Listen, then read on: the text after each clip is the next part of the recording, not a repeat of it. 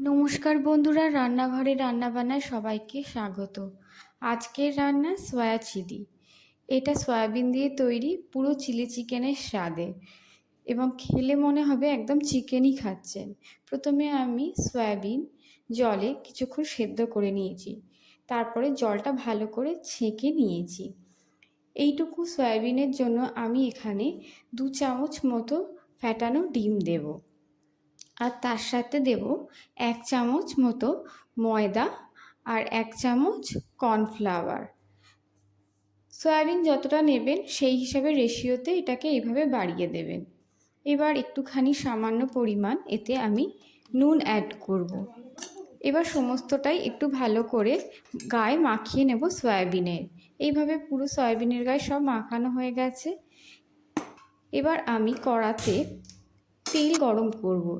এই সয়াবিনগুলো যেগুলো মাখিয়ে রেখেছি কর্নফ্লাওয়ারের ব্যাটারে আর ময়দার, সেগুলো একে একে গরম তেলে আমি ভাজতে থাকব। এগুলো মোটামুটি সবকটা বেশ কিছুক্ষণ ধরে একটু ভেজে নিতে হবে, যাতে হালকা একটা গোল্ডেন কালার আসে। এইভাবেই আমি সয়াবিনগুলো একে একে ভেজে নেব।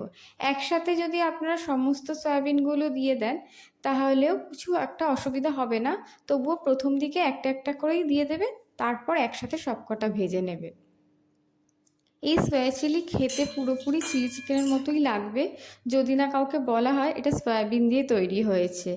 এটা আপনি নুডলস বা ফ্রাইড রাইস এগুলোর সাথেও খেতে পারবেন, আর খেতেও হয় খুব সুন্দর, আর রান্নাটা হয়েও যায় খুব তাড়াতাড়ি। সমস্ত সয়াবিনগুলো এইভাবে ভাজা হয়ে যাওয়ার পর কড়াতে থাকা যে তেলটা সেটা একটু কমিয়ে নেব।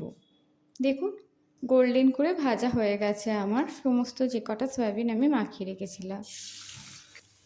এবার এর মধ্যে আমি 1 চামচ আদা 1 চামচ রসুন কুচোনো ভেজে নেব, এবং তারপর এতে স্লাইস করে কেটে রাখা গাজর আর একটু বড় বড় করে কেটে রাখা ক্যাপসিকাম ভেজে নেব। এতে আপনারা চাইলে আদার্স ভেজিটেবলসও দিতে পারেন, বেল পেপার, বেবিকর্ন।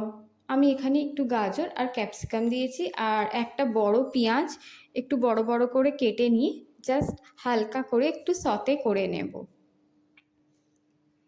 হালকা করে আমার এটা যখন দেখব নরম হয়ে গেছে পেঁয়াজগুলো এবং সবজিগুলো, তখন এতে আমি 2 চামচ সয়া সস আর এতে আমি 1 চামচ ভিনিগার অ্যাড করব। এর সাথে আমি 2টো টমেটো সসের পাউচ প্যাক দিয়েছি। আপনারা চাইলে এর থেকে একটু বেশি টমেটো সসও দিতে পারেন, আর তার সাথে একটুখানি গোলমরিচ, এই 1/2 চামচের মতো। এগুলো ভালো করে আমি টস করে নেব যাতে একটা গ্রেভি এসে যায়। এবার যে সয়াবিনগুলো ভেজে রেখেছিলাম সেগুলো এর মধ্যে ভালো করে একটুখানি কষিয়ে নিতে হবে। এতে আর আমি নুন অ্যাড করব না, যেহেতু সয়া সস টমেটো সসে ভালো পরিমাণে নুন থাকে। শুধু 1 চামচ কর্নফ্লাওয়ার 1 বাটি জলে গুলে আমি দিয়ে দেব নামানোর আগে, আর 2-4টে কাঁচা লঙ্কা ছিঁড়ে দিয়ে দেব। যদি দেখেন গ্রেভিটা খুব টাইট হয়ে গেছে তখন একটু 1 বাটির মতো ছোটো বাটির গরম জল অ্যাড করে দিতে পারেন। তৈরি আমাদের সয়া চিলি।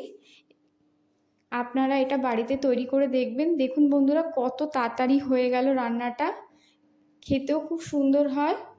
এটা পুরো চাইনিজ ডিশ, যে কোনো তার সাথে সাইড ডিশ হিসাবে আপনাদের খুব ভাল লাগবে খেতে। আজকের রান্নাটা কেমন লাগলো অবশ্যই জানাবেন। রান্নাঘরে রান্নাবান্না যদি ভালো লাগে তাহলে চ্যানেলটা লাইক শেয়ার করবেন। আজ তবে আসি বন্ধুরা, আবার একটা নতুন রান্না নিয়ে আপনাদের সামনে হাজির হব। নমস্কার।